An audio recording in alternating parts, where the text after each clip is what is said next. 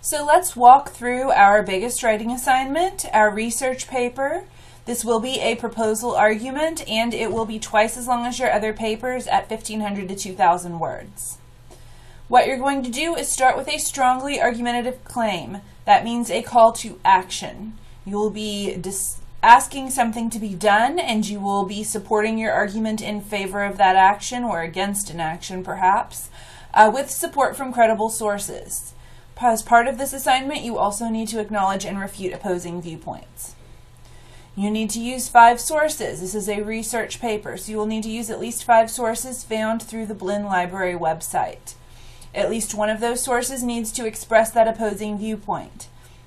We'll talk a lot more about opposing viewpoints, especially as we get to your counter-arguments, so look at the counter-arguments if you're having trouble, but you do need to make sure that there is somebody somewhere who disagrees with you.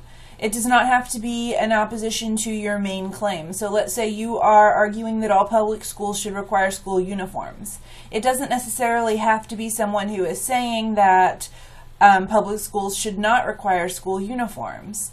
Maybe it's someone who, one of your reasons is that it helps equalize things between rich and poor, and you found someone who says uniforms don't actually equalize rich and poor, or something like that. So it could be supporting a subpoint that your counter-argument is addressing. As far as types of sources go, you need to use at least 1 book or ebook, as many of those as you want, at least 2 scholarly peer-reviewed journals, again, as many of those as you want. You are limited to 2 general sources. That means anything that is not a book, ebook, or scholarly peer-reviewed journal. Only 2. I strongly suggest that you find your academic sources and books first, and then fill in the gaps using your non-scholarly sources. I also generally suggest that you save those in case you need to find an opposing viewpoint, for example, in a non-scholarly source, that you don't get yourself in a bind where you have more than you're supposed to. As always, when you use source material in your essay, you do need to cite every sentence that has ideas from a source. If you're paraphrasing it, if you're quoting it, either way. If you are quoting it, you also need quotation marks. If you cite it in your essay, it must be in your works cited page. Your works cited page should only contain sources cited in the essay.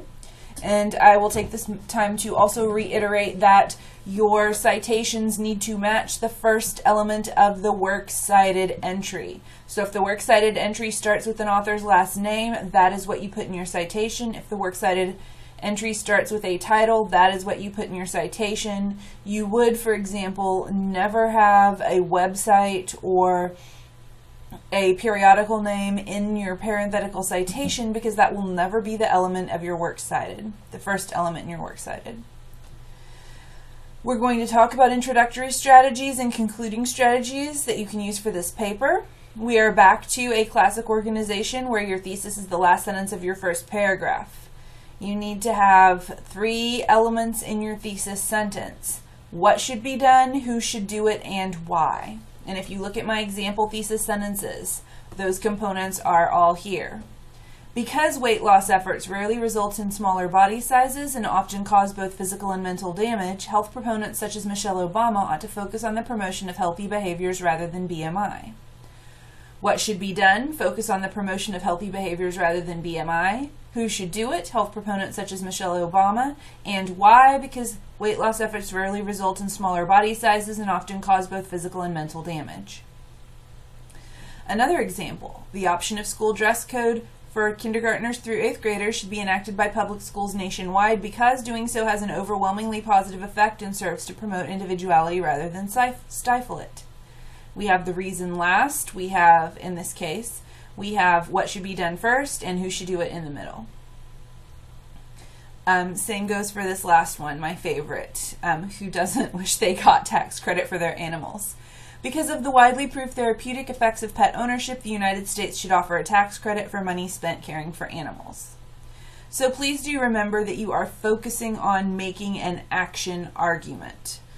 And you need to make sure that you do have that action argument. So you would not be arguing something like Photoshopping creates unrealistic body expectations you would have to have an action paired with that, such as photoshopping magazine models should be illegal because it has a negative effect on body image or something like that. So it would have to be a actual action that is paired with what you're talking about. We always need to do our basics: correct MLA formatting, appropriate formal tone, correct grammar, punctuation, and spelling, 12-point Times New Roman font. Of course, as we've talked about, this sources and their citations are a very, very big part of this assignment. This is 25% of your grade. It is not a place where you want to slack off. So if you have any questions, as always, let me know early in the writing process so we can get those answered and get on with this assignment.